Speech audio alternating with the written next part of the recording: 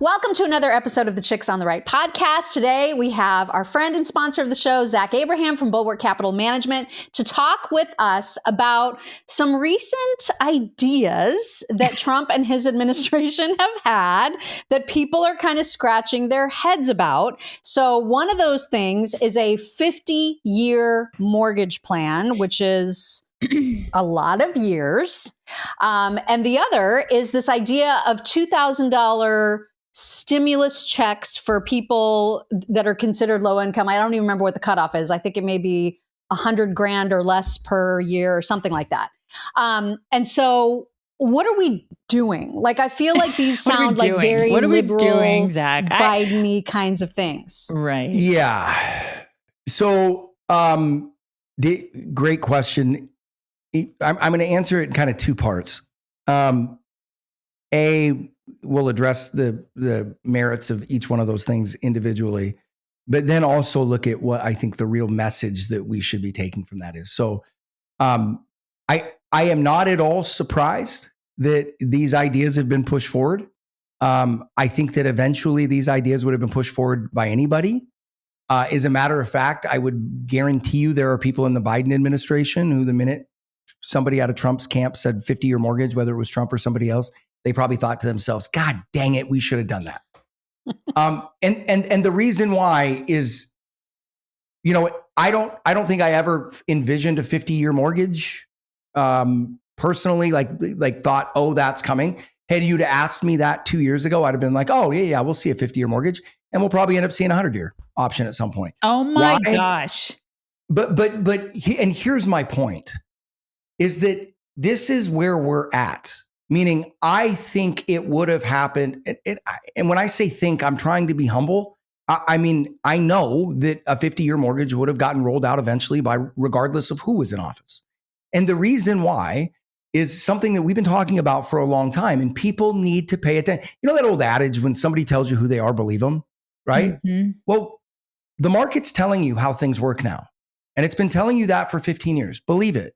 Okay, the days you needing to worry about your portfolio crashing 85 to 90%, i.e. 1929, Great Depression, all that kind of stuff, that's not the threat, guys.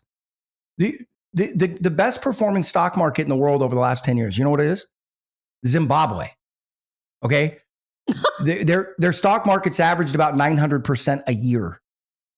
Okay, their currency is devalued by about 1,200% a year. Oh my God. Okay. Yeah. So now I'm not saying we're going to be Zimbabwe, but what I'm saying is, look, if you're worried, well, Zach, I'm worried about this blowing up. I'm worried about that blowing up. You know what? You're probably right to be worried. It probably will blow up. But guess what? I know what they're going to do. You know what they're going to do when it blows up? They're going to print a lot of money and fill in the hole. And the reason they're going to do that, and the reason they're going to launch 50-year mortgages, and the reason they're going to launch 100-year mortgages is because it alleviates the pain of all of the irresponsible decisions we've made for 30 years while allowing them to still get elected. It kicks the can down the road, right? Oh, it doesn't deal. And you've got an issue. Now, part of us, and I get it, we shake our heads and go, man, the politicians are screwing us again, right? The flip side, to be fair to the politicians, is the electorate in the United States has become so pacified and so wussified that their entire political viewpoint shifts if their portfolio drops 15 or 20% over a 6-month period of time, right? Market's up, the president's doing good. Market's down, president's doing bad, right? So we've come to the point where we decided, especially after 08, 09, that we didn't think recessions were politically feasible anymore. So we just said, we're not going to have any, regardless of the cost, regardless of the fact whether...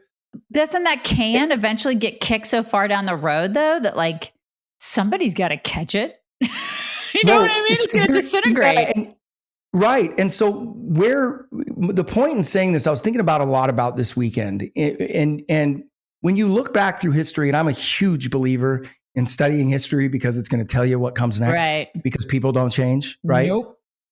You know where I think we are, honestly, and it fits perfectly. I think we are England circa 1930. Oh my God. Right? Where we're still a player on the world stage, right? We're still a powerful player on the world stage, but our dynastic days of being the one and only empire are over. I really believe that.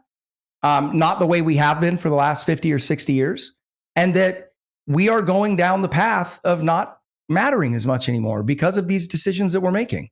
And what should we be doing to avoid that from being a reality? Let free markets do what they do.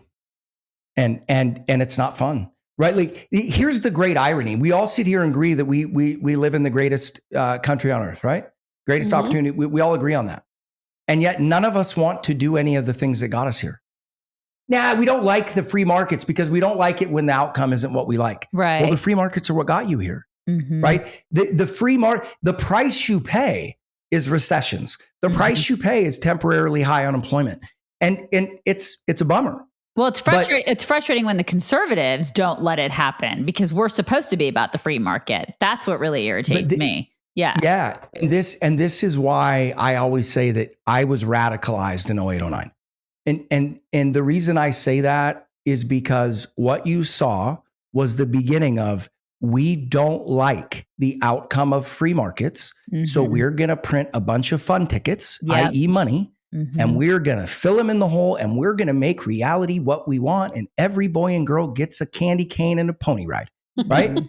and hey, feels good at the time, but we all know we do that in our personal life, it leads to disaster. Do that in our marriage, it leads to disaster. Do that raising our kids, it leads to disaster. Do that with our bodies, it leads to disaster. But it's going to work great for a country. Yeah. It's just so dumb because we've talked over and over and over again about how important it is to reduce the debt that is at astronomical levels. And so we do the tariffs and we get to brag about all this revenue coming in. And what does he do? He's like, let's give this away. It's like, I can't stand to have it in our pockets. We got to dole it out. It's just such a give me for votes. It's like a total play for votes in my mind. And I hate it. Yeah. I hate that Trump is doing the $2,000 this. is just, it's ridiculous. Yeah. Why don't we pay down the debt? Now the flip side is if he doesn't do those things, do you think he wins midterms? Probably not. I don't know. Is it going to help in midterms? That's Will the it? thing.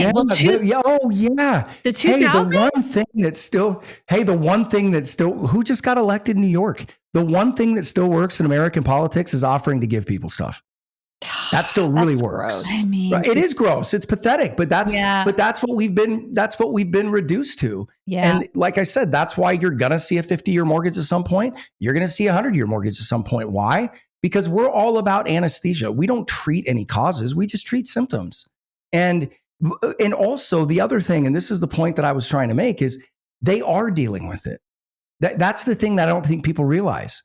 They are paying down the debt. They're inflating it away, right? There's two ways that you can deal with debt. Meaning, one of the easiest ways to deal with debt is to sit there and go, hey, I'm going to borrow money from you today at its value, but I'm going to pay it back to you 30 years from now at the value then, right? So meaning when I figure in interest earned on that money over the next 30 years, plus the devaluing of money over 30 years, that's probably going to be very close to a cost-free loan for me. Right. Right. So meaning if I can either pay down the debt or I can reduce the value of the currency that the debt is in. The net effect is the same. So meaning what they're going to do is they're going to do what Britain did. They're going to do what France did. They're going to do what Spain did. They're going to do what Rome did. And they are going to inflate it away. And the reason they're going to inflate it away is it is easier politically to explain 5 to 6% inflation. That's actually really more like 10 to 11 because they jigger the inflation statistics through a process called hedonic adjustments. And that's a whole nother topic. But it's much easier to explain that to the electorate than 10% unemployment. I'm so depressed. I know, we're all so dumb. I mean, this is, Right? and we don't have to be. All people need to do is just attend one of your seminars. Right. Oh, wow. That's what they need. I know, she's so good. I didn't even see it coming. I didn't even see it coming that time. They hit you like it's like Pow! a 2x4 right upside the face. Like she gets you right in the face, Zach. Hey, I know what it's like to play basketball with Magic Johnson. Right? You know, the behind the back passes, the great assists. She's like the greatest point guard in podcast history. Yeah, she is. She gets you right in the face. Hey, but so I'll tell you where they can hear it. Great transition. But also earnestly, You like you said, we feel so dumb. Yes, but there is one pushback we've got, guys, and it's investing in a way that insulates us from a lot of this and benefits from it. Mm-hmm. And it's the reason our value portfolio is up nearly 30% on the year. And we're not taking nearly as much risk as the market. We're investing in things that will benefit from what I'm talking about. Okay. Hallelujah. The beautiful thing about it is, bizarrely, all the things that benefit from this stuff long-term are historically cheap right now. So like as a value investor, I'm just sitting there licking my chops. But that's what we're going to talk about at the seminar is, hey, because people hear about our performance and their first thought is, oh, you're taking more risk. No, earlier this year when the market was down 15%, our portfolio was down like 3.5 or 4.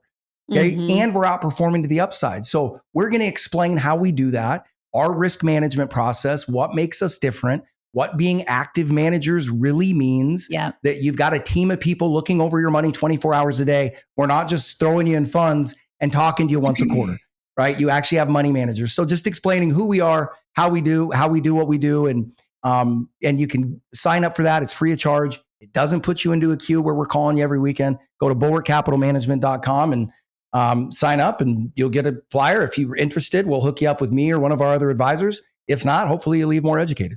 Awesome. Perfect. Love it. Thank you, Zach. Thanks, Zach. Thank you, ladies.